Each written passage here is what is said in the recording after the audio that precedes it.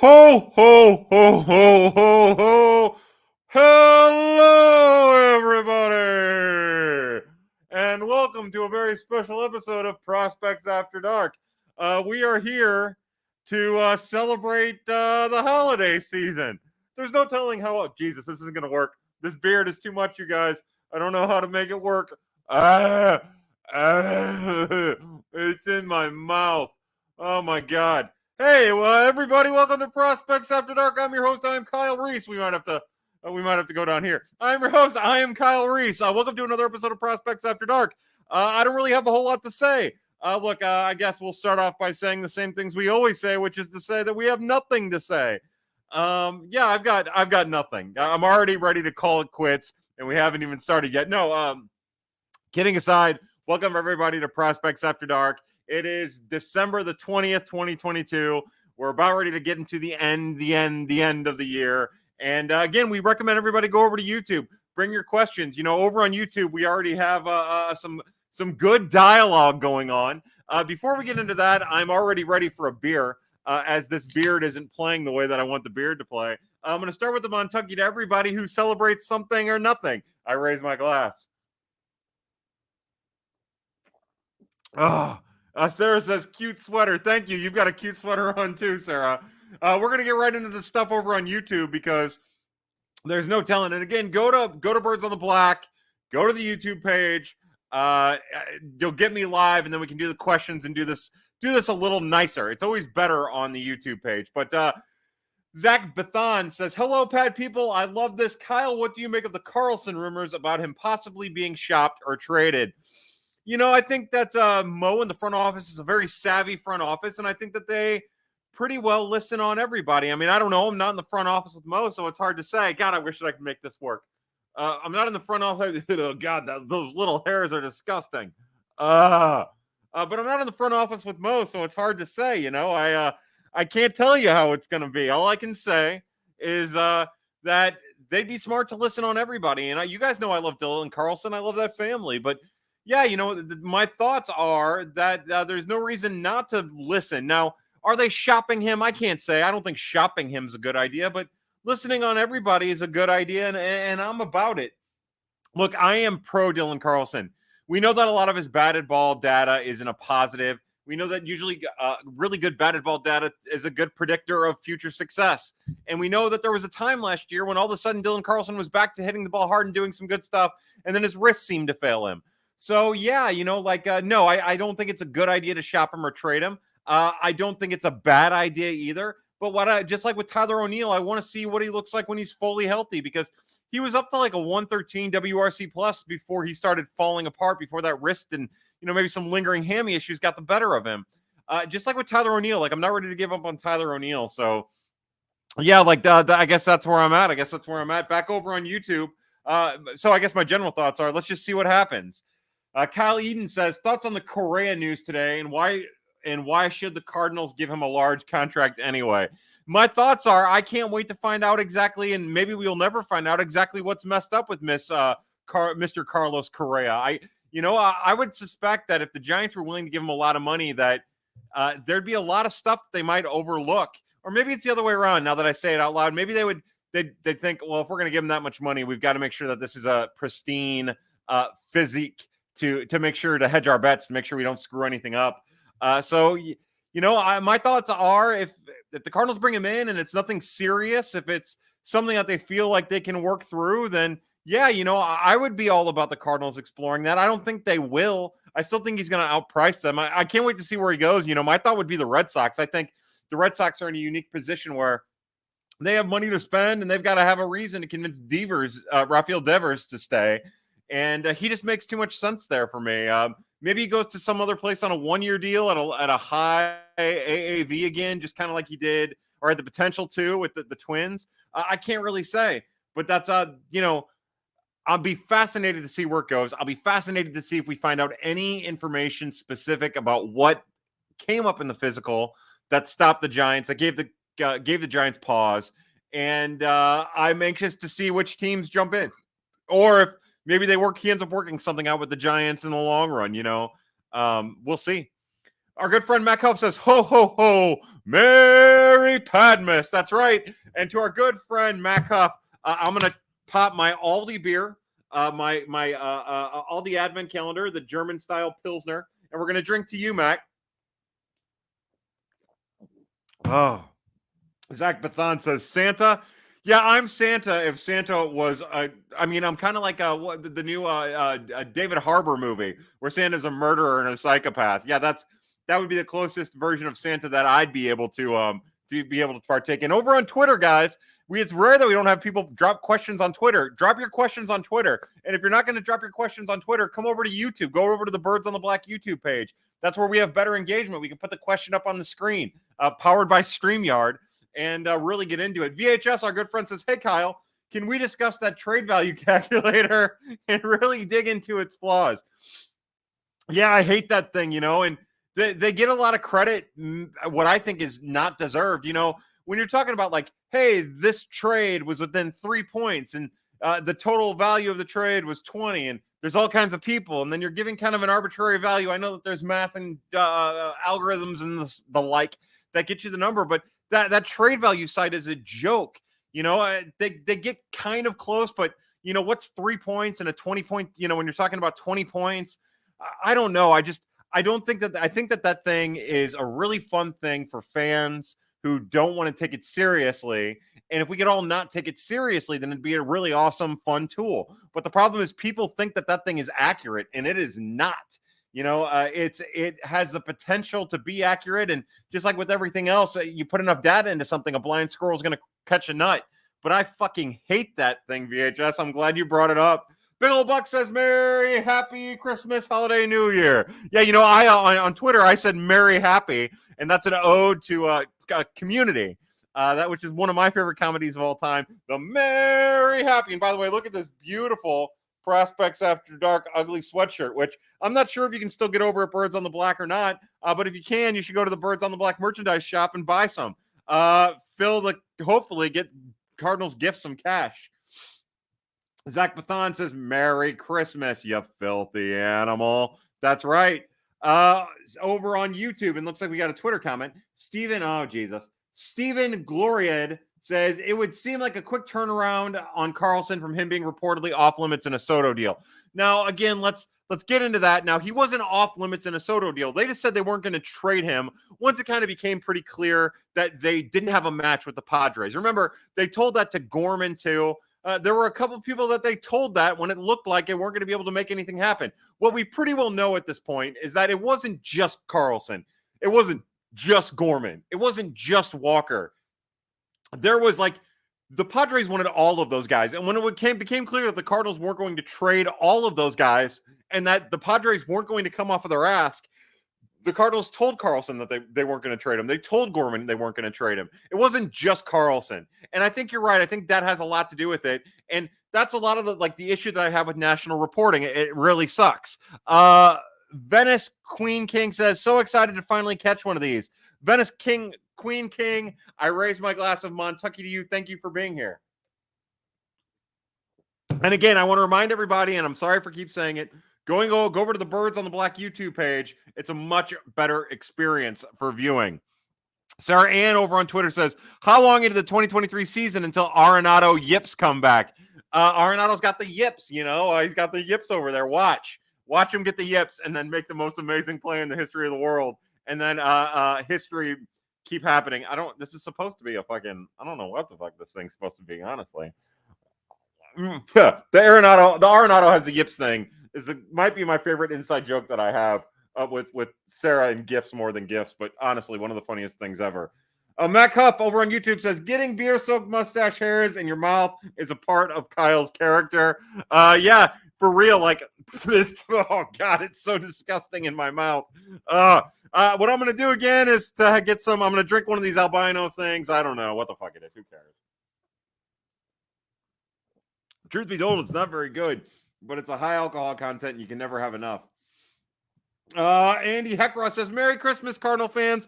Cheers. Merry Christmas. Happy holidays. Happy Hanukkah. Happy Kwanzaa. Happy all that stuff. For people who celebrate things and don't celebrate things, happy season. Colin Dunn says Santa White Claws.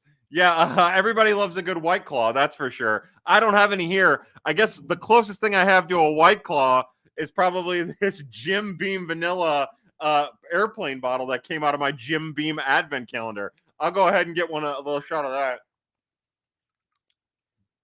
Just a little shot. God, that's fucking terrible. Hey, John Noble says, Merry Christmas for y'all. To you, John Noble. Merry Christmas to you, bud. I believe that you and I, we've been talking a little in the DMs.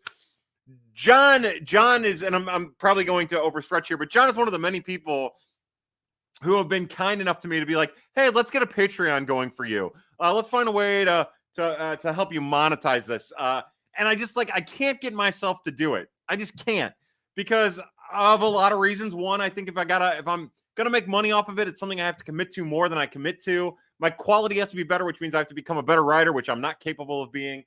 And also, I take pride in the fact that we can give maybe some prospect information for free that a lot of other people would charge for. I take pride in that. I want people to be educated, and I can't say that I want to educate the masses and also limit how the masses consume it. I know Patreon kind of has a walk around there or a work through because people don't have to pay, but I'm not in the right mind frame. I'm also not in a good spot where I feel like I can give the extra little bit to make it all work. But anyways, John Noble's an awesome dude. I'm already doing a lot of cheers to John Noble, to Colin Dunn, to Andy Heckroth, everybody who's in here for Prospects After Dark on a Tuesday night. Oh, God, that's so disgusting. Over on Twitter, we have Alex Crisafulli says, my 7-year-old just heard you say the F word and I got into trouble. Sorry, little Crisafulli. I love Alex Crisafulli. Alex, I need you to do me a favor. Apologize to your 7-year-old. Tell your 7-year-old that I am a bad man, and I will write a letter to Santa asking for forgiveness because I should. And also, the other thing I want out of you is to do an episode of Chirps with Tara, because I missed that. But I have to earn it, and I'm not going to use the F word for at least 5 minutes, I would think. OT Lee says, sauced up Santa dishing on specs is a real treat. Cheers. Cheers to you, OT Lee. I raise my glass. You're a good dude. I enjoy interacting with on Twitter with you. Oh, back over on YouTube, Bo Barton says, happy holidays, Kyle. Cubs are still bad. Yeah, the greatest thing that could end up, there's a chance that the Cubs signing Dansby Swanson could end up being a really awesome thing, in the way that the Jason Hayward signing was a really awesome thing, where a large part of the Cardinal fan base is like, this guy's awesome. He's great. Look at him. He's clutch. WRC plus that for those 3 months in his career. He's amazing. He's found his power, which honestly, he probably has found his power. I mean, that's the one thing here. He's going to bring a little bit of extra power, especially playing in that shithole or that poop hole. See, I almost made it a minute. That poop hole that is Wrigley. That being said, my hope is that Dansby Swanson is as average or above average as a $13 million player would be per year, but at $25 million for the team that I hate with my entire soul. Dan Chibnall says, how does Moises go? And then he corrected it on the next one, as I'm just saying now. How do you see Moises Gomez fitting into the Cardinals' plans in 2023? Well, I think we can all probably agree that the hard-hitting Gomez will enter camp with a chance to have some DH at-bats from the right side. I think in a lot of our minds, Juan Yepez has that role locked up, and I believe Juan Yepez probably should have that role pretty well locked up. But one thing that that Moises Gomez does well that a lot of other people don't is hit the ball extremely hard when he makes contact. He made some adjustments at the end of the year, too, at AAA that were positive, although I maintained from watching all the games that he was getting pitched a little bit differently. And it's just, there'll be some reverting back to the norms, but we'll wait and see there. So I would think that he'll come into camp with a chance to have those right-handed at-bats, do a little competing with Juan Yepez, even though I think Yepez is the better hitter. Of course, not the same power. And get a chance to compete at some point at the major league level if he stays healthy and continues on the torrid track of power that he was on in 2022. Over on YouTube, Cardinals fan 0213 says, I think Liam Hendricks makes a lot of sense. Him and Helsley back end would be nasty. Yeah, again, I'm all about Liam Hendricks. I think that is the right way to go. I don't know what it would cost. It doesn't really seem like the White Sox are buying in a weird way with Benintendi, who's kind of like an average outfielder. So you don't really know what they're doing or what their ask would be or exactly how exorbitant it would be. It's definitely something I would pursue. I'd look into if I were the Cardinals. I'm sure they already know what the asking price is. And yeah, I think that Liam Hendricks at the back end of the Cardinals bullpen without, with Ryan Helsley on the same roster would be huge. Yeah, that's what I think. No need to apologize. It was my fault. No, it was my fault. Hey, Ron Nuttall says, definitely not letting my kids hop up on your lap. No, we don't want any of that. Like, I don't even want that. Yeah, that's a good way for everybody to get in trouble, for DFS to take your kids, for you and I to be prison roommates in a very small cell that we'll eventually share a bed together in. But it'll be sensual and lovely. It's just that all the other stuff leading up to it won't be. Mac Huff over on YouTube says, how do you feel the new MLB scheduling will go? Will more games against non-NL Central teams affect how the front office perceives success? Should it? No. So here's my thought about that. I think the more I think about that, the more I think that the unbalanced schedule, whatever it is, the less games against the NL Central, even though the NL Central is trash, doesn't really matter as much as everybody says or as much as everybody thinks. Like, yeah, sure, that's fewer games against the Cubs who are shitty and the Brewers who are shitty and the Pirates who are shitty and the Reds who are shitty, but you're going to play shitty teams from other leagues too. And again, it's all a crapshoot when you're talking about that. But like, I think it's a little overblown by fans. I think it's a little overblown by pontificators.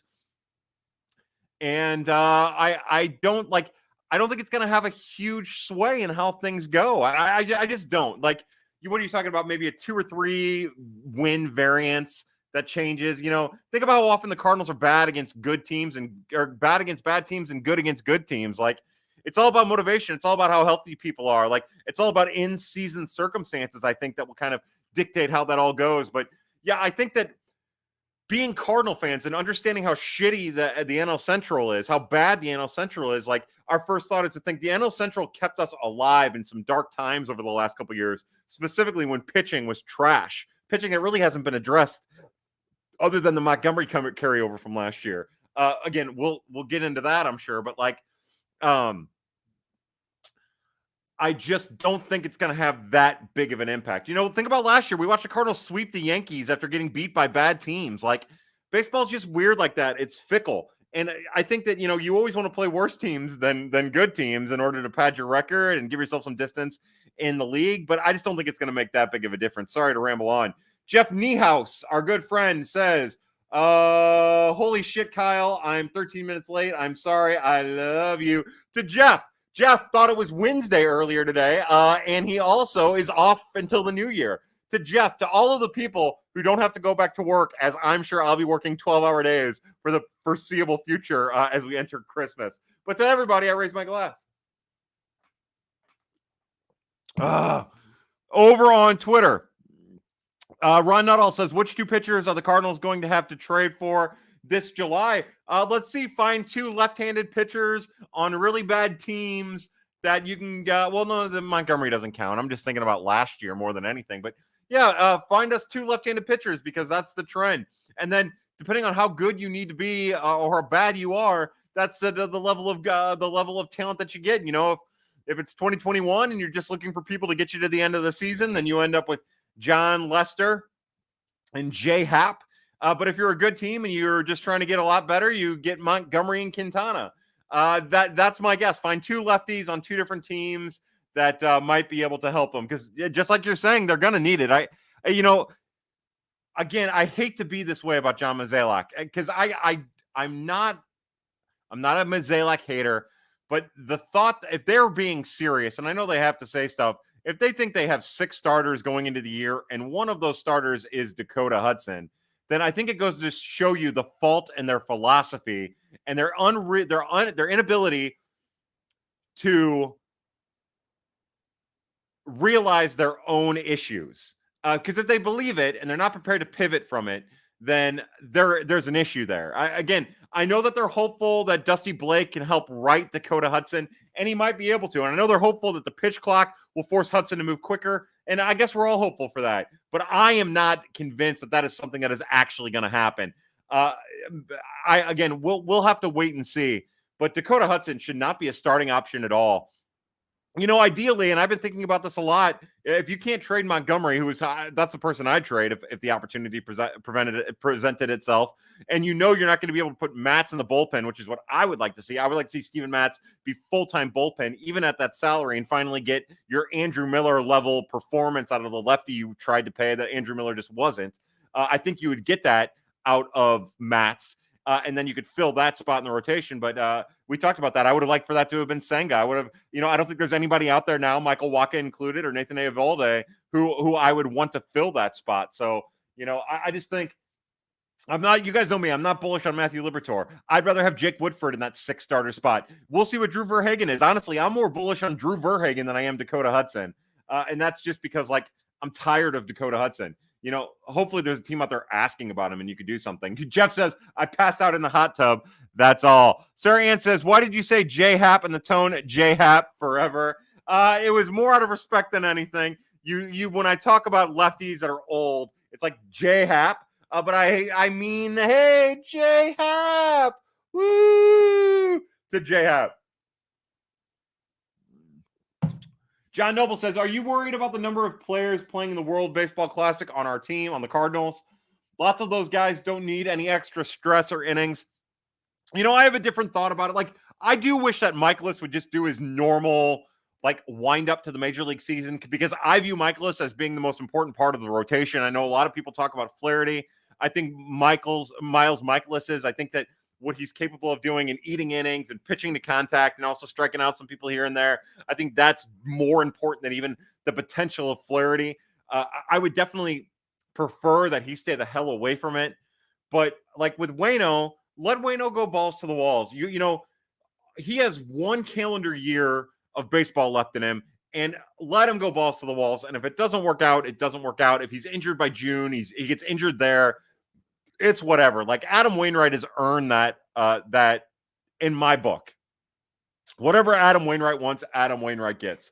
And then on top of that, I don't really have an issue with Goldie and Arenado getting fired up a little early, bringing some of that fire back to camp when the World Baseball Classic's over. And also, the question is, and that's something that people have talked about, is having those available at bats, even though some of these best players are going to be in the World Baseball Classic, having some of those available at bats for young players to get a chance to make a name for themselves, even against, like I said, diminished competition with other teams sending their best players to the World Baseball Classic. I think that it could be a good thing. I think the Cardinals need to see what Moises Gomez looks like early, and Juan Yepes and Nolan Gorman and Alec Burleson and Furman. I want all of that. Gordon Graceffo, Connor Thomas. They owe it to themselves to see what these guys look like. So look like in spring with the chance to build up to a major league contributing role. And I think that this puts them in a good spot for that. It's just a matter of, we're all going to be looking back on the year if Arenado gets hurt and Goldie gets hurt and Waino wears down and those guys wore down and Michaelis isn't Michaelis from last year. And we're going to say the World Baseball Classic effed this team. And I hope that's not the case. But I also really like the World Baseball Classic, and I'm glad that some of the best competition is competing in it. Kind of a damned if you do, damned if you don't kind of situation. Big Old Buck says, I think we trade with the Marlins at some point over the next month for Pablo Lopez or Sandy Alcantara.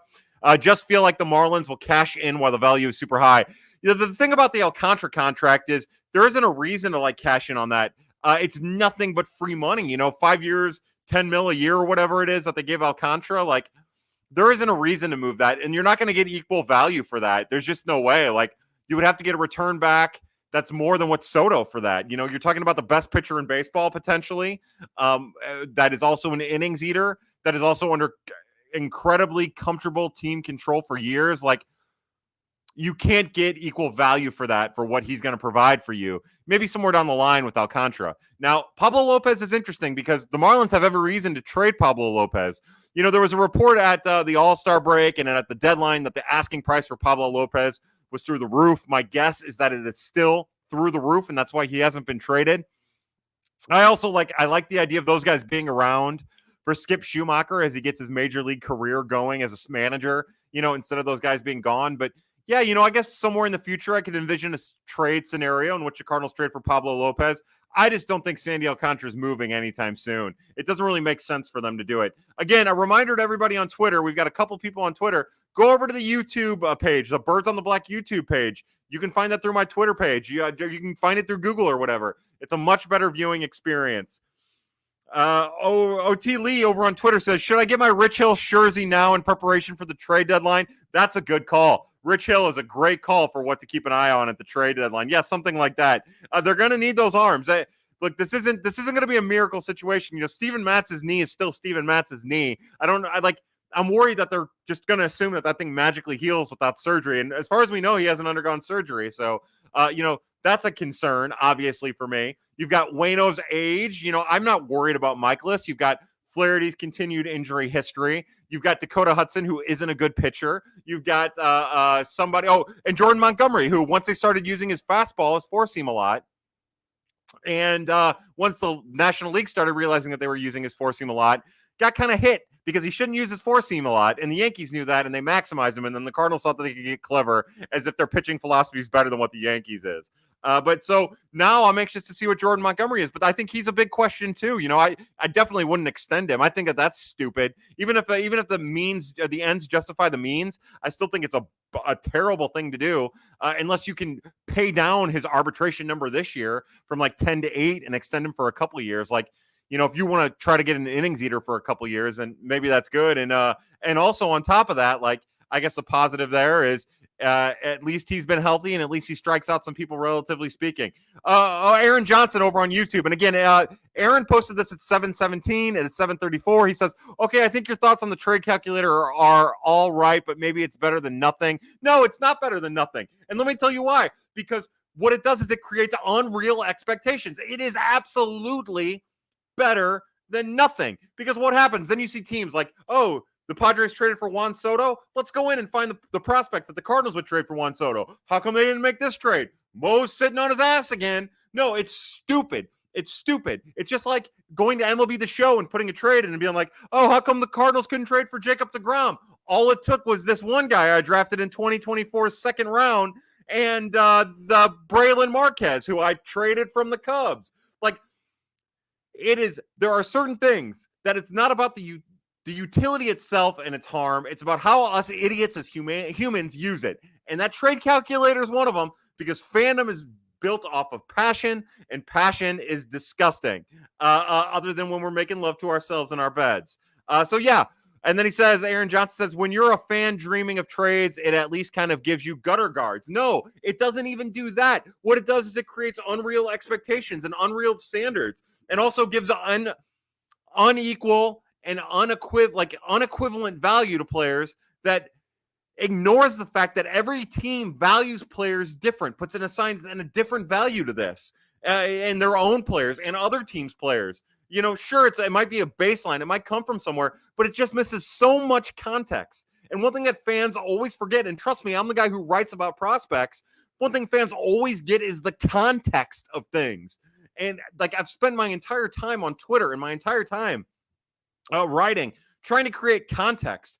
And that site provides no context. It provides arbitration is what it provides. Just arbitrary sets of numbers based on one individual algorithm set of numeric standards. And I hate it. Speaking of which, Anna Kaiser, not hate, Anna's fucking awesome, says this is unhinged. Yes, it is unhinged, and it gets more and more unhinged as the seconds pass.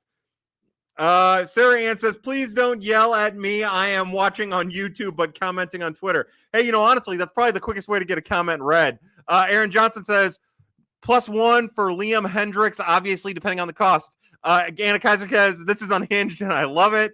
Zach Bethan says, thoughts on our starting rotation, and if we could trade a number 1 or 2, who would you go for?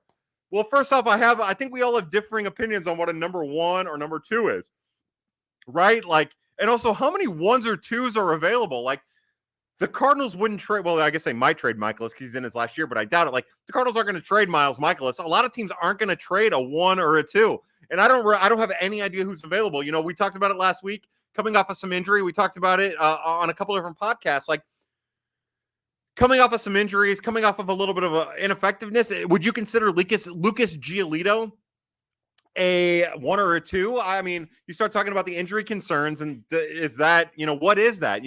How available is Max Fried? What would that cost? Somewhere down the line, like somebody mentioned Sandy Alcantara, like, is Pablo Lopez, is that a 1 or a 2?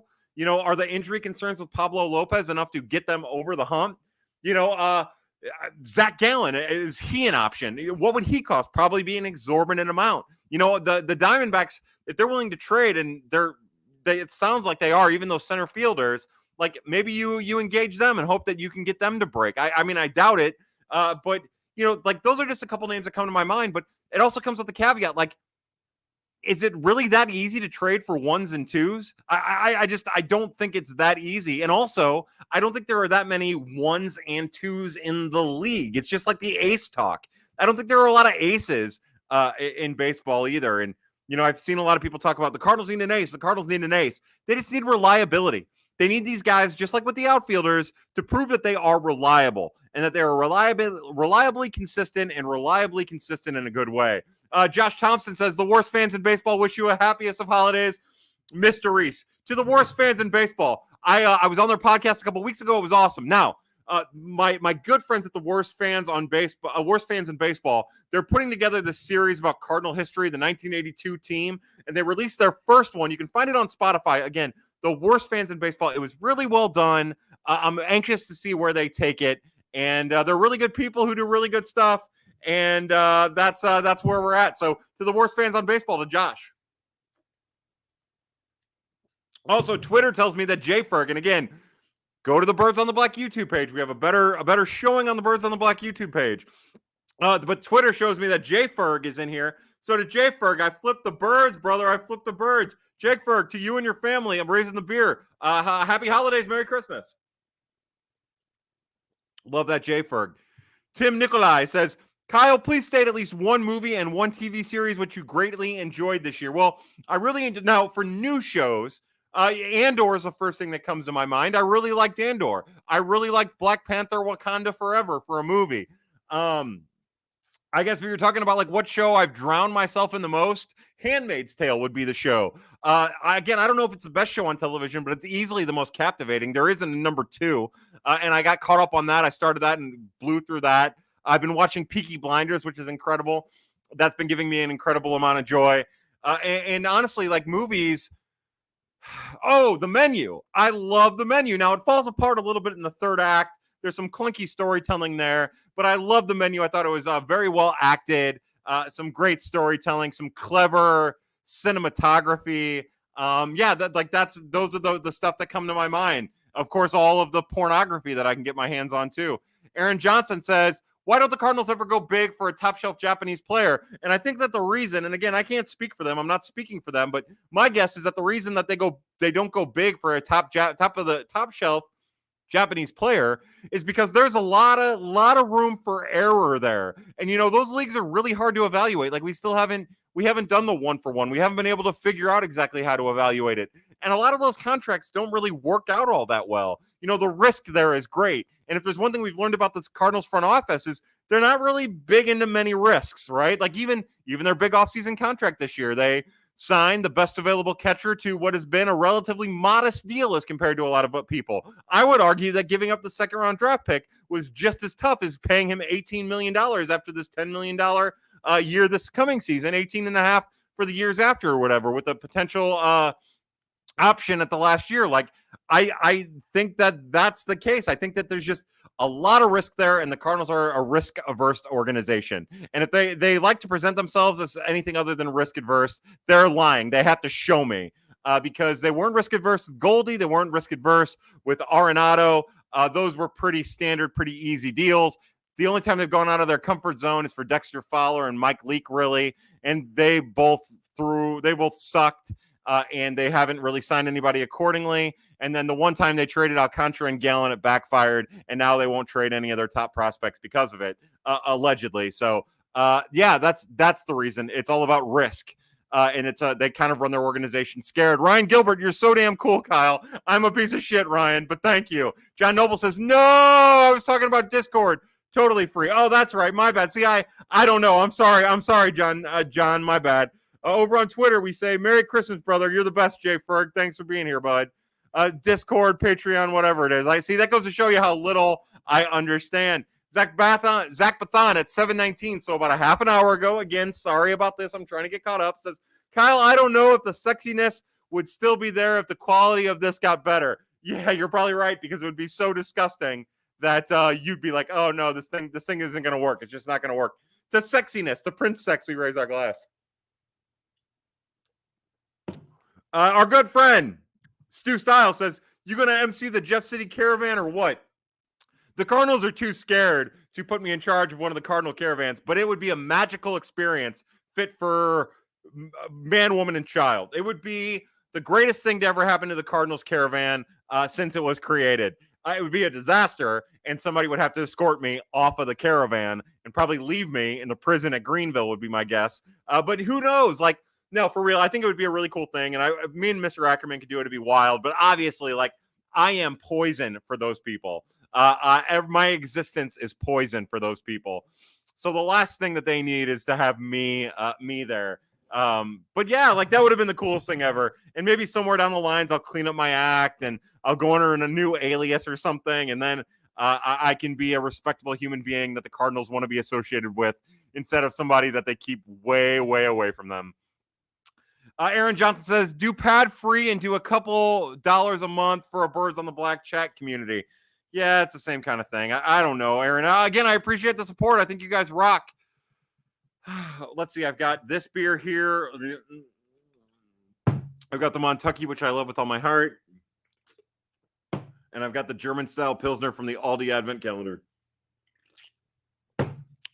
The Grave of Einstein says, I've been really interested in Pete Hansen recently. I think his velo is an issue. Apparently, he has worked it up like Max in 94 before, but I like his slider a lot. What do you think? Yeah, look, Pete Hansen. I like Pete Hansen better than Bryson Mounts, their second-round pick. I like that third-round pick better than their second-round pick. The velocity is going to be his issue.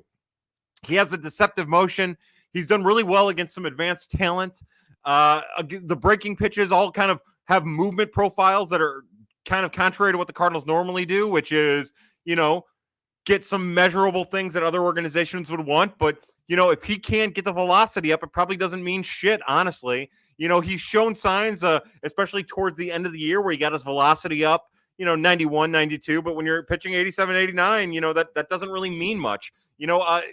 Connor Thomas has gotten away with that because he's really damn good. And I think Pete Hansen could be that. There are other things to be worried about. And honestly, it's a pretty conservative pick for a third-round pick, but I don't blame them for doing it. And I've been wrong about the lefties in the past. Like Connor Thomas, I was wrong about. When the Cardinals drafted Connor Thomas, I thought he'd be a loogie. I thought he'd be a loogie at most at a time when loogies didn't exist anymore. But he's outperformed that. To me, he looked different coming back from COVID. The lost 2020 season, rather. And I view him more as organizational depth. I view him as kind of like, if everything goes right, he's Connor Thomas. But he could be more than that. And he pitches deceptively with a quick short arm action and with some stuff that measures the way you want it to measure aside from velo. That's my thought. Bryson Mounts, Cooper Jerpy, Pete Hansen, all of those guys, Max Raychik, all of those guys are going to advance through the lower levels of the minors quickly because of command. Now, I don't know about Bryson. They'll all advance because of command and stuff. So when they get to AA, I think that's when we'll have a better idea of exactly what these guys are. And of course, that can be said about every prospect, but I just think with the college, advanced, command first-ish pitchers, that's when we'll know more. Jordan Hilton says, which Cardinal would build the best snowman? It would have to be somebody who's tall, right? So you can make a big, giant snowman.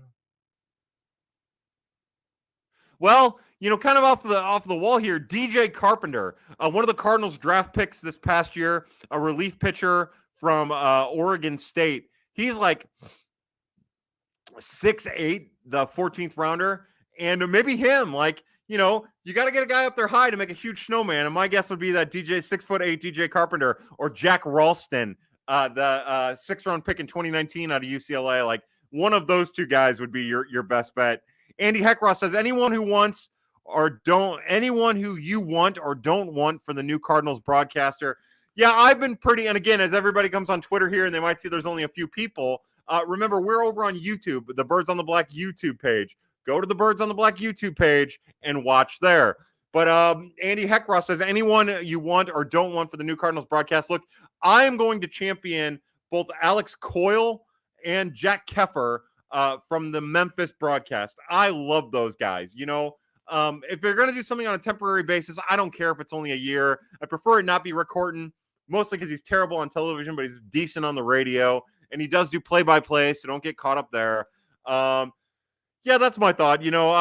I think that I would love to see them go to the Memphis guys because I think those guys are awesome. Maybe Andrew Bookbinder at AA. I think that guy's awesome. He does a really great job.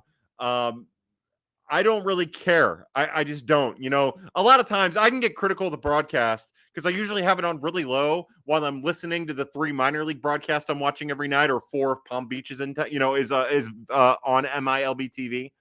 So I'm always listening to all 4 of those broadcasts, and I don't catch a lot about what goes on in the Cardinal game. So other than watching it, like looking up and watching it, I don't hear a lot until the minor league games are over. So I don't really have much of a preference. I would just like to see my boys in Memphis or Springfield get a shot. Josh Brown, who is part of a podcast as well, and I can't think of the name of the podcast right now. I'm sorry. He says, Kyle, have you seen Violent Night yet? Yeah, so that's a David Harbour movie. Your Santa matches that David Harbour vibe. Cheers, bud. Always great stuff. Yeah, to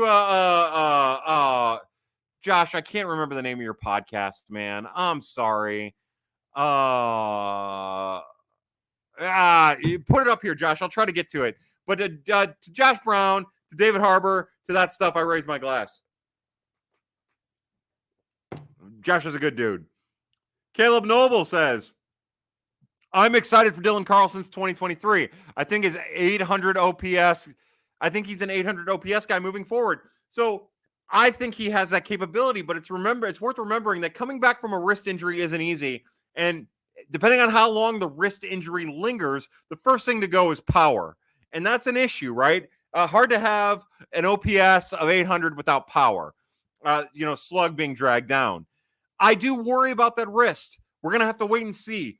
But remember, even if he's a 790 guy, a 780 OPS guy, it's about how he's doing it, what he's doing in the field, and how he's creating runs. Because if he goes back to the 2021 version of himself, where he's a 109 WRC plus run producer, between 109 and 115, he's fine playing defensive center field the way he's capable of playing center field. And he's cheap, and he's a great cog. A lot of that's going to depend on how he makes adjustments hitting left-handed. If he can rediscover that swing that he's kind of lost and his timing that he's kind of lost. I think he will. I am pro Dylan Carlson. But there are things to be worried about. We need to see more. We need to see better exit velocity. Like, we need to see better data, the type of contact he's making. But that's not ever really been his game. He's had power. He just needs to find consistency, and we need to hope that wrist injury doesn't linger. But aside from that, yeah, he could be right at the 790, 820 OPS window. B-Love, our good friend B-Love, who we love and love and love, says, how starts do you see Kisner getting this year? How many starts do we see Andrew Kisner getting this year? I'll say 35. That's my guess, B-Love. B-Love, I hope you're doing well, man. We love you. Everybody loves you, bud. You're the best. Happy holidays, Kyle, from Sarah R. To you, Sarah R., I raise my Aldi beer. Happy holidays to you. Tim Nikolai says, with Jack headed into free agency, do you think that odds are high that he has his best season in years? I think he has the best season. I think Jack Flaherty has his best season in years if he's healthy. I really honestly don't think that the free agency of it all plays into it as much as other people do. I think it's a fun storyline for sure. But I think that, like, his health is what matters. I watched him in Springfield last year in a rehab assignment get fired up and pitch with intensity and pitch through some pain. And he's not a different competitor. He's not working hard this offseason because of the cash that he might be able to gain. He's working hard because he's a competitor who wants to win. Again, I think it just comes down to health. Sure, he might maybe pitch through some health issues, knowing that there's a paycheck on the other side of it that he otherwise might not have. But that's what I think. I think there's a portion of the fan base who, because he's been liberal and has a liberal agenda, that'll hate him. Same thing as like the portion of the fan base who hates the conservative agenda of Miles Michaelis. Like, there's no winning those people over because they're so brainwashed in the first place. But those people will say that Jack Flaherty is only going to be good for a contract. And that's not the case. Like, that guy's a competitor. He wants the best for him, for the team. He wants to be a winner. He wants to put his best foot forward. I think that if he has his best year since 2019, it'll be because of health and because of health alone. Over on Twitter, Sarah Ann says, if you could only watch one Cardinals affiliate team for the rest of your life, which one would you pick? Well, honestly, like, I kind of like to watch Palm Beach because a lot of those guys never get much further than like Peoria. Some guys don't even get to Palm Beach and then fizz out. And I never get to watch Palm Beach. So it's kind of like that train wreck. Oh my God, water. I need water. It's a little bit like the train wreck curiosity of it all, where it would give me the opportunity to see guys that I never really get to see. And then I like Memphis because of the guys on the broadcast. I think they're awesome. Stu Style says Ruchinski to the A's. That's fascinating. One more pitcher off the board for the Cardinals. Aaron Johnson says, which free agent pitcher next offseason are you dreaming on? I like Nola. Yeah, Aaron Nola would be incredible. I don't think there's any way that actually happens. But I'm not the type of person to look much further than where we're at. That's kind of always been my thing, like, I don't know. It's nothing I want to get caught up in just yet. I'm not there yet. I want to focus on this year, and I want to see what kind of strides some of the internal options make. Matt Cuff says Fredbird versus Orbit versus Blooper versus Dinger versus the Fanatic in a 4-way Money in the Bank ladder match. And then he corrects it to 5-way. Who wins? That's the Fanatic. That Fanatic's a psychopath. I don't think it's even close. VHS says, and this was about 20 minutes ago, VHS asks, what do you make of Burleson's 2022 cup of coffee? I don't make anything of it. I know that he started hitting the data tells us that he started hitting the ball harder toward the end of his time in those limited at-bats that he got. But, as I feel the same way about it that I felt about Lane Thomas, that I felt about Randy Arozarena, that I felt about Adolis Garcia, all of which have had different outcomes in other organizations. I don't think we've seen enough. I think the playing time was too sparse, right? He had like 44 or 66 or whatever at bats in like a 40-day period. Like, you can't find out anything about that. The other thing is he had made incredible strides to hit lefties at Memphis, and he barely went up against a lefty. Like, I don't know. I just think with a guy like that, like, give him some at bats. What did you have to lose by giving him more at bats than he got? And I get it, because for a really short period of time there, Corey Dickerson was just lightning hot. And he was every bit as good of a hitter there, for minus the power, that Albert Pujols was, and he helped carry the team. But, like, give that guy at bats. Find out more about your future. So I make nothing of it. I was pleased with some of the strides that he was making towards the end, getting his hard hit rate up a little bit. And hopefully he gets a chance to show the Cardinals what he's made of in the major leagues. What bums me out about the small sample that Burleson got is the same thing that bums me out about the small sample that Justin Williams got, that Lars Nootbaar got, or not Lars Nootbaar, small sample that Justin Williams, Lane Thomas, Arozarena, and Jagal got, is that people make up their minds and they're already ready to move on. Now, again, just in those 4, we have an entirely mixed bag, right? One of them is a slightly below league average performer. 2 of them have like carved out careers for themselves, and I have no idea where Justin Williams is to save my life. And that's kind of how this all goes, right? But I hate that we never got to see it. At least Williams and Thomas got some time at the beginning of last year, or 2 years ago, to kind of show what they had and then fizzle out. And that could happen with Burleson. I just don't think it will. I have all the faith in the world in Alec Burleson. That kid's too high quality, and he's made too many quick adjustments, and he understands hitting too well to be anything more than an average, at least, offensive contributor if given a real chance. Grave of Einstein says, I really wish baseball teams traded draft picks more these days. Makes the draft a bit more fun for me. Yeah, it's only those competitive balance picks that can get traded, and that's a bummer.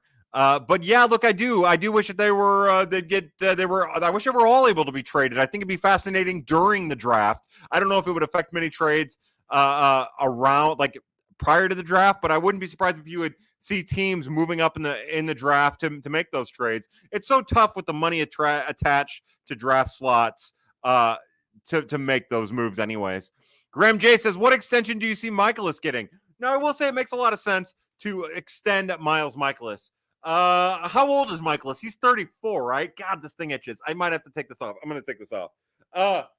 Michaelis is 34 or 32 or 33 or however the hell old Miles Michaelis. Oh, I actually really like this. Holy cow. However the hell old Miles Michaelis is, like, I try to do 320. I know that sounds crazy, but maybe 320, you can keep the years down and push it a little bit. And that seems high, and it probably is high, but yeah, like, I'd be fine with that. I think that's a good compromise of years and money. And I think that it provides protection. Something like that. Obviously with the older pitchers, I don't want to go much longer than 3 years with. But we know they'll have to. We know they'll probably have to go 4 years, maybe 4 years, 18 per. Like, I know it sounds crazy, but the cost of reliable pitching is high, right?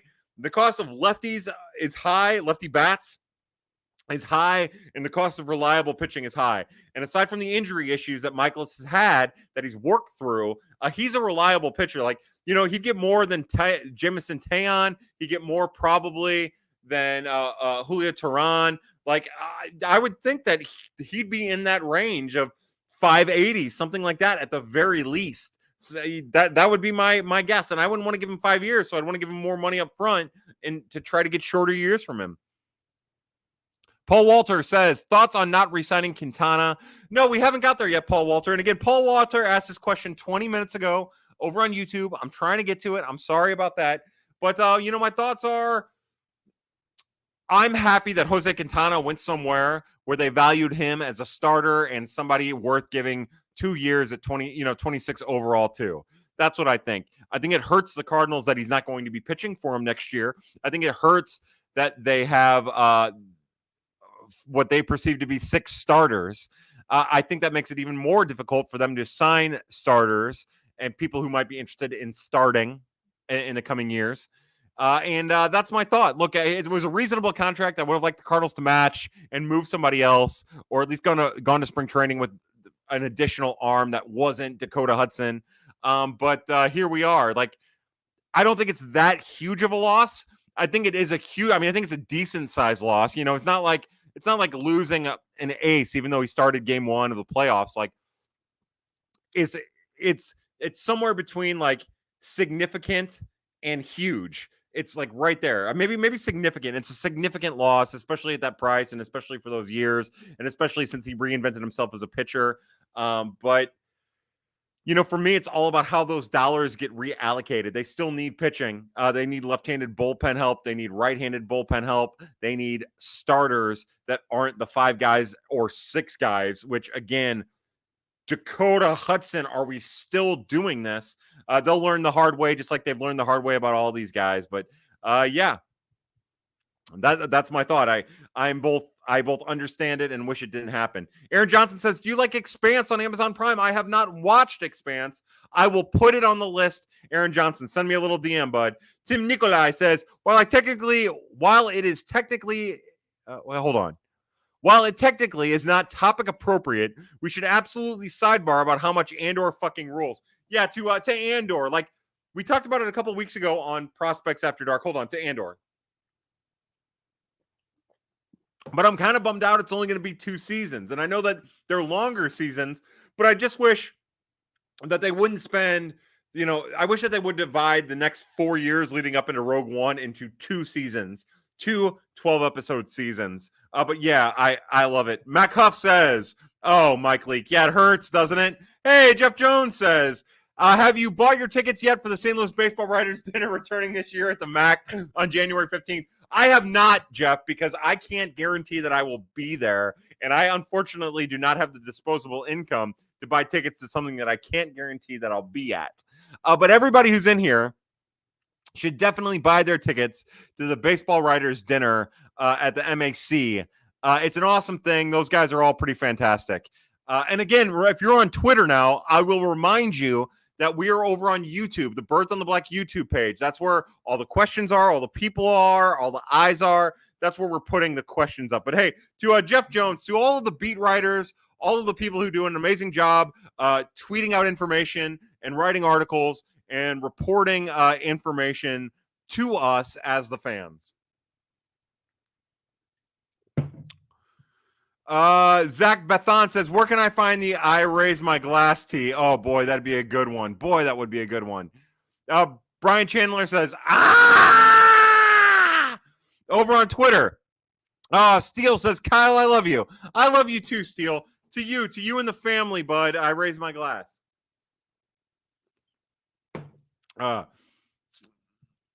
Aaron Johnson over on YouTube says, what are your favorite Cards podcasts? Now, when they do Chirps, I love Chirps with Chris Foley and Nichols, Tara Wellman Nichols, who is just Tara Nichols now. I listen to Meet Me at Mutual every week. I love Worst Fans in Baseball. I love Gateway to Baseball Heaven with Tara and C70. Oh boy, there are just so many really good podcasts. Jesus Christ, I am distracted in the worst possible way, everyone. I am sorry about that. There are just so many good podcasts right now that it's hard for me to the That's a Winner podcast. Those guys are really trying to be popular. I give them credit. I don't know. There's just the Talking About Birds. A couple weeks ago, I was on the Talking About Birds podcast. Those guys are awesome. Kind of an under the radar podcast that people don't talk about all that much. The Talking About Birds podcast is a great one. Those guys are lighthearted. They also get into topics. They have information. I really like that. And of course, Cardinals Off Day. I listen to that every time that they put a new episode out. I know Tito is also on a podcast. I listen to it a little bit. I don't listen to it a lot. Nothing against Tito, who's awesome, but their podcast is really, is an enjoyable experience as well. Josh Thompson says, do you agree that all of the prospects in our system, Zane Mills is the one that fucks? Now, I will say there isn't a pitcher who throws with more ease than Zane Mills. And he's got a little fire to him. He doesn't throw with much velocity, and he's a pitch-to-contact pitcher. But yeah, I'm sure that guy fucks him 3 or 4 at a time, I would think. MT2330 says, do you think it's possible that Chris Sale could be a trade target? Possibly dealing DeYoung, Montgomery, and a prospect to the Red Sox for sale plus money to offset his contract. Not in that deal. No, the Cardinals aren't going to send. Maybe the Red Sox send money, but let me tell you my issue with Chris Sale and why I think, and I have no reason to believe, but why I think the Cardinals would not make that trade. I think Chris Sale is kind of a piece of shit. It's like everything is kind of about him, and sometimes he feels disrespected a lot, and he's kind of vocal about it. And the Cardinals really don't trade for that pitcher, that player, right? That's not really something they do. So no, I wouldn't think, not unless it was something that they were guaranteed. And plus, plus, I don't know. That doesn't seem like the kind of move the Cardinals would make. The Red Sox would have to send a lot of money over to make that happen, would be my guess. Brian Chandler says, Yachty manager win. How about when he doesn't get kicked out of a game in Puerto Rico once every 30 games? Josh Brown says, That's a Winner podcast. No worries at all, man. Again, check out That's a Winner. Check out Talking About Birds. Check out the Worst Fans in Baseball podcast. C70 on Meet Me at Mutual with Alan Medlock. I love both of those guys with every ounce of my being. Chirps with Chris Foley and Tara Nichols. Tara, of course, is on with Gateway to Baseball Heaven with C70 as well. Cardinals Off Day with Ben Godard and Ben Humphrey. I love all those guys, all those people. They rock. Brian Chandler says, yes, and it'd still be garbage. I don't know what that's about. Paul 2 says, and this was about 20 minutes ago, 25 minutes ago, how good defensively is Moises Gomez? I know he played a little center field last year. How would you grade out his defense at the Major League corner outfield? I'd give him a 40, 45 maybe. Here's the thing, is he's got a cannon, but sometimes he doesn't know where to throw it, and he just unleashes it. And he can make some good catches, but he's also kind of awkward out there. He's kind of a big body. So I would say he's a 40 with a chance to be a 50, with an arm that's a 60 that has a chance to be an arm that's a 50 that has a chance to be a 70 with refined accuracy and knowledge of where he needs to throw the ball. Like but I would not put him in center. He's either a right fielder or a left fielder. Brendan Wellers on Twitter says Ryan Shule is a geezer. I don't know why he's going after Ryan Shule. I love it though. Connor says, I am in your walls. Come on out, Connor. You can live in my walls or you can live in my bowels. You can live anywhere you want, outside of my walls, inside of my walls, outside of my balls, inside of my balls, inside of my balls, outside of my balls. You can be anywhere you want, Connor, anywhere you want. Aaron Johnson says, is Terry Fuller still in the system? He is not. Kyle Hampton says, with the loss of their second-round pick, do you expect the Cardinals to go super conservative in the next year draft, or do they choose upside, opting for quality or quantity? I think it's going to be on a pick-by-pick basis. Look, this is an organization that scouts extremely well and communicates really well, just as a hat tip to someone I talked to earlier. But they scout extremely well, so they'll be opportunistic. Look, if there's somebody that they can overpay for in the first round who falls to them, they'll do it and they'll just deal with it down the line. If there's somebody in the sixth round, like Max Raychik this past year, they'll draft him and give him $1 million and sort out the rest. They did it with Alec Willis a couple years ago. Their philosophy is to do what they do. I know that sounds crazy, but to do what they do and pivot accordingly. So I think that to answer all your questions, it's yes. I think that the Cardinals could be super conservative. I think they could choose upside, opting for quality over quantity. I think all of these things can happen at once in the Major League Draft. And I think that's what makes the Major League Draft very, very stupid, but also kind of captivating. Matt R says, Merry Christmas, Chris Kringle. Merry Christmas, Matt R. This is OnlyFans Santa. Since you said this is OnlyFans Santa, let's go ahead and get, oh my God, you can see a nipple. Wait, no, it's this nipple. You can see that nipple right there. Oh my God. Yeah, so the hooded sweatshirt is off. Again, go to the Birds on the Black thing and buy whatever. Just buy shit, because I think Gift makes money off of it, and Gift deserves to make money, especially because he pays too much money for the website, and he should just shut the thing down. And then I can go about living my life, and he can go about living his life, and doing whatever it is he does, and me, whatever I do, and I can just fade off into oblivion. But yeah, so there's that. BHS says, it's extremely hard to look back on the 2020 draft with regrets, but Spencer Strider would have looked really good on the Cardinals. How did he fall so far, improve so much? It's the same kind of thing with Gordon Graceffo, right? How many teams are looking at Gordon Graceffo and saying, man, we fucked up by not picking him in those other rounds ahead? It's all about commitment. It's all about going, first off, there were some things about Spencer Strider that a lot of teams missed when he was, when he was draft eligible. But that being said, like, he did all that shit on his own too, and he did it with the help of the organization, of course, but he did all that shit on his own. And that's kind of what makes baseball weird these days, is you can do so much on your own. And that's what we're seeing. And a lot of it is that, and so many people, so many different organizations, it's not just Driveline, are investing into mechanics and investing into technologies to get people's money, but to also make players better at the sport.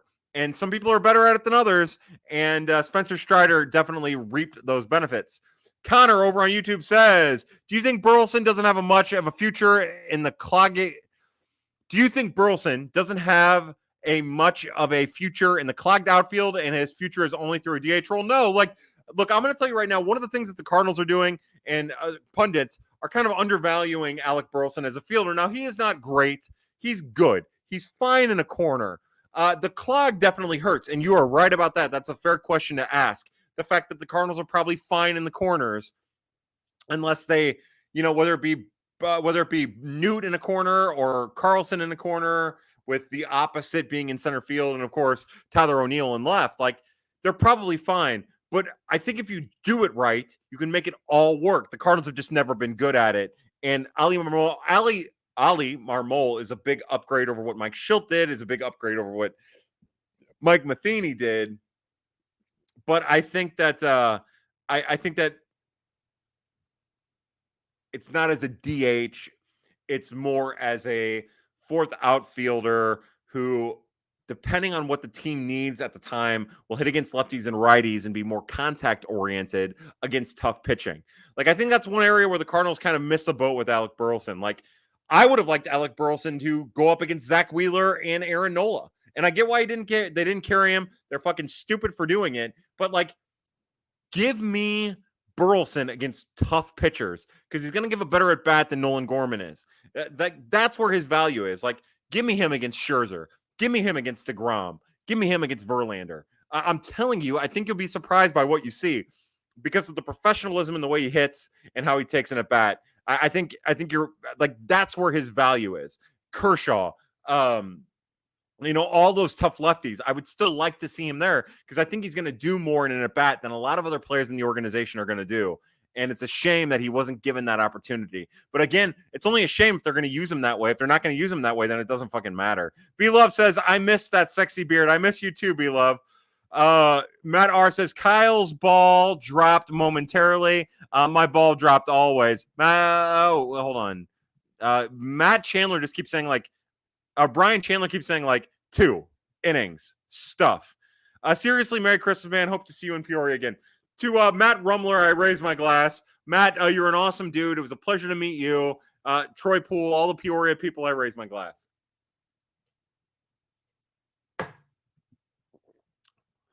VHS says, what would you do if you ran Twitter? I would not do anything, right? Like, I wouldn't do anything. I think that's what... Now, keep in mind that all publicity is good publicity. And any way you cut it, bringing people to Twitter was a good thing. And people had their eyes on Twitter when Elon Musk took over. And it's business 101 to go and fire everybody and give everybody severance and start over from scratch. So when people were freaking out about that, it's like, just take a breath. Like, this shit happens. Is it stupid? Yeah, it's fucking stupid, but this shit happens. And now we're seeing this psychopath kind of come through. Now, that keep in mind, I call myself a psychopath. Now, I don't respect myself. I respect Elon Musk more than I respect myself. But I guess whereas I kind of like fall into 1,000 pieces, what I'm trying to say is, I think what Mr. Musk is doing wrong now is he's trying to do things. And I understand that like the bankruptcy of the company is a whole thing. And that's something I don't understand. And that's why he's a businessman and I'm an asshole in an apartment built in like 1901 or whatever. I think that a person can be both an asshole and an idiot and smart and philanthropic at the same time. I think that's one of the dynamics of human existence. All of that is just to say that, like, I think his best bet now is to step away. See, not like step away, but like just step back. He doesn't need to step away. Like, Jack understood that. Like, you can just like Jack Dorsey, just like you can just watch things happen. You don't always need to be involved. And even like making Twitter about him isn't a good idea. Like, don't make it about you. It's not about you. Like, free speech isn't about you. Don't make it about you. Stop that. Like, just let Twitter do its thing. It's been fine for now. Just like with the country, everything goes bankrupt. So you just do what you can until you can't do it anymore. And that's what I would do. I would jump in there. I would collect a huge salary. I would let Twitter do its thing. I'd let people cancel each other because they're assholes. I'd let people say asshole thing because they're assholes. And then I would say, this is hilarious. You people are getting exactly what you deserve by surrounding yourself with other assholes. Zach Bathan says, what are your thoughts on Mason Wynn? I've heard several scouts have a lot of mixed results on him. What would you call a good stat line for him? First off, anybody that you're hearing mixed results from is a fucking asshole. They're stupid. It's lazy analysis. Look, he is a good defensive shortstop. He is a great base runner. He is a full throttle athlete who gives everything on every play. And if he didn't do it on a run down to first, then fuck that old white guy who's stuck in 1944, wherever the fuck he came from. Second is, what's a good stat line? I think realistically, look at what Tommy Edman has done. And again, I know that's not sexy. I know people want, they want more than that out of a top prospect, but I think it's realistic to look at what Tommy Edman has done and say, that is who Mason Wynn can be. Now look at Tommy Edman. Tommy Edman is a top 20 WAR performer. Granted, he does it mostly with defense, and I don't think Wynn's going to do that. I think he'll bring a little bit more offense. But like, I think Mason Wynn could be a perennial 270, 330,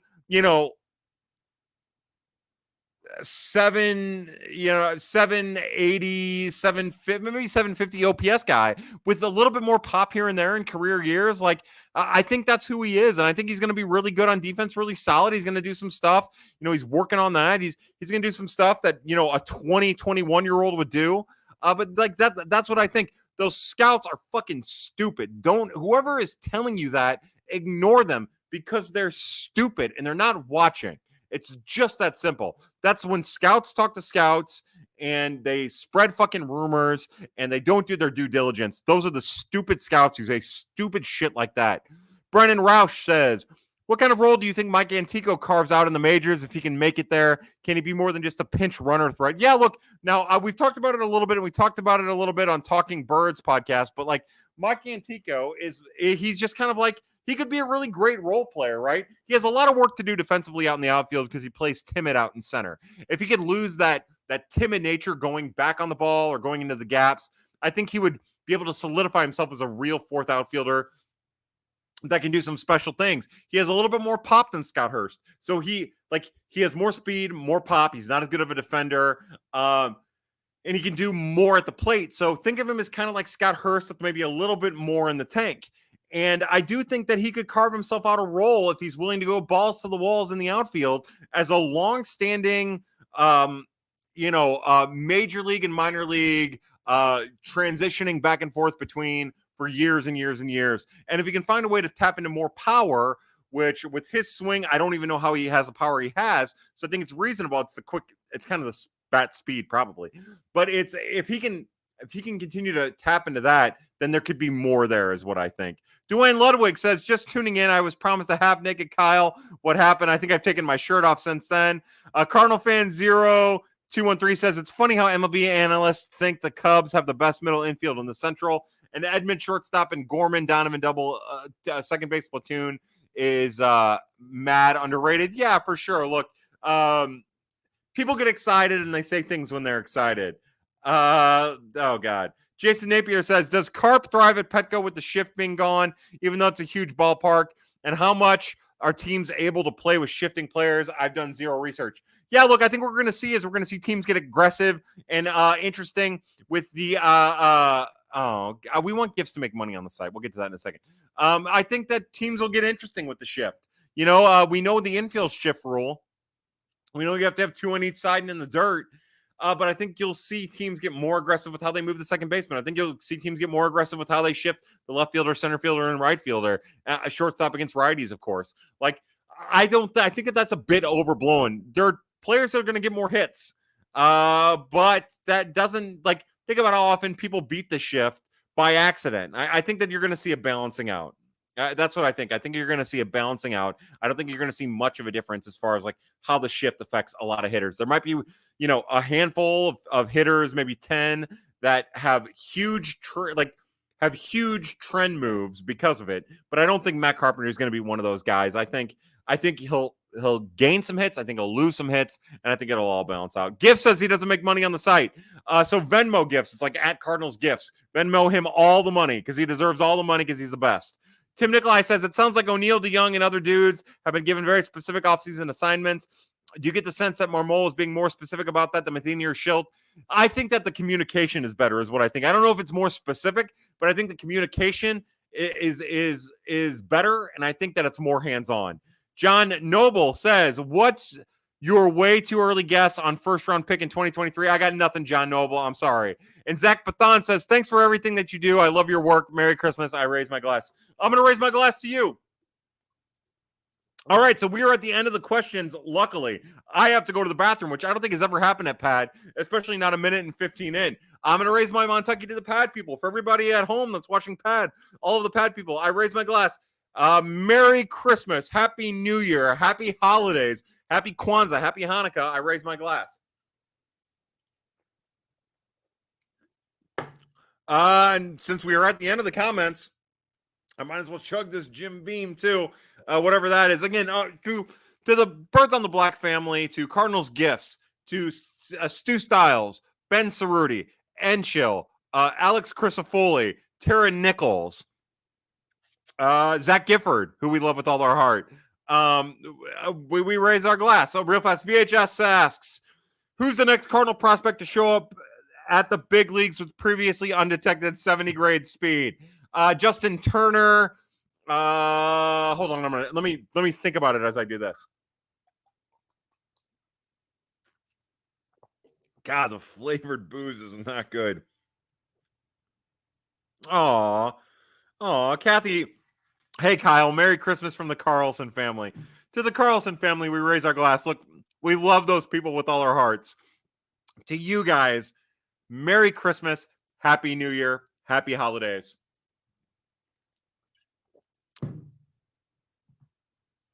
Most underrated prospect with elite potential. Maybe Alec Willis. I think Max Raychik could be that. Look, the Cardinals have an entire potential. God, I've got to go to the bathroom. Have an intention an entire like group of prospects who might end up being more. And I like relief pitching prospects and Andrew Marrero and Andre Granillo and DJ Carpenter and Chandler Arnold and Tanner Jacobson and maybe maybe John Lynch, like maybe somebody like that, Matt Hickey who throws sidearm from the right side. Like I think those guys could end up being immediate. I think those guys could end up being immediate impact players. I love the Carlson family. I'm all out of beer here, except for this thing. To the Carlson family, the Hicks family, all the families that have touched Prospects After Dark over the years, the Helsley family, whose shirt I'm wearing now, we raise our glass. Oh, the elite speed. God, I'm forgetting somebody. I'm forgetting somebody obvious, and it's bugging me. I'll get back to you, VHS. God damn it. Justin Turner is always the first one that comes to my mind. Jack Nelson says, I heard you on 590 this morning. Kyle, rock on. Yeah, I went into the studio and dropped them off breakfast. Charlie Marlowe, Jimmy the Cat Hayes, Cam Jansen, Seth Close, Nate Lucas. I dropped them off breakfast. They're awesome people. It's the morning show that I listen to now that I can't listen to HD2 with the morning after. But they've been really awesome to me, and they read my comments and they humor me. So to everybody at Hot Take Central, we raise our glass. Zach Pathan says, thoughts on most comments about the system being the best it's been in like 28 years. I worry about the pitching depth in the organization, although people keep putting the pitching depth as like a strength. I think that they've got relief depth, which is super interesting. I worry about the starting pitching depth, and I think that that's an issue. So that's my only nitpick. But look, it's pretty strong. I think it's almost stronger last year. That's because I also don't believe in Bryson Mounts the way that they do, and I also don't necessarily believe in Pete Hansen the way that they do. But we'll see. Let the man pee internet. Paul 2 said, does Tommy Parsons have a shot at making an appearance in the majors? Yeah, I do think. What does he need to work on? Velocity would be a huge thing. His fastball is susceptible to getting hammered. Maybe using more breaking pitches, finding a little bit more consistency with this curve and changeup, and continuing to find maybe a little velocity in his fastball, specifically up in the zone, which would allow his curveball to play better off of his fastball, and then maybe allow his changeup to die the way his changeup can die. That's my guess. And then Dwayne Ludwig says, Mo commented about needing swing and miss pitchers. Do you think the Cardinals will pursue that via the draft? They've already kind of pursued that to a degree, not with Bryson Mounts, although he could end up being a high K reliever because he's going to be a reliever. Pete Hansen really isn't that. I would definitely like to see that become something that they pursue. Cooper Jerpy will strike people out, and that's pretty awesome. One more time, again, for everybody at Prospects After Dark, everybody at Birds on the Black, we raise our glass. Thank you so much for watching this. If you've watched this, you're a part of the Resistance. Over on YouTube, Josh Nelson says, Frank Cusimano had an interview with Mo this weekend. He made sure not to name drop Libby. I don't think he made sure to not name drop Libby. I think he just didn't do it. And maybe he did it on purpose, maybe he didn't. But I think reading into it is really fucking stupid.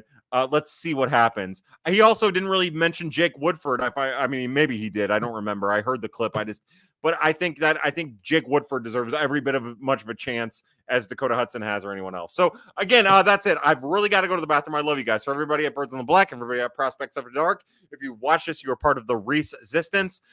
Merry Christmas, Happy New Year, happy holidays, happy Hanukkah, happy Kwanzaa, happy nothing to those who don't celebrate any of that bullshit. I love all of you. Be safe. Surround yourself with whatever you want to surround yourself, whether it be family or friends, or sex bots, X girls, XYZ. And as always, family, happy hunting. I love you all. End broadcast. I got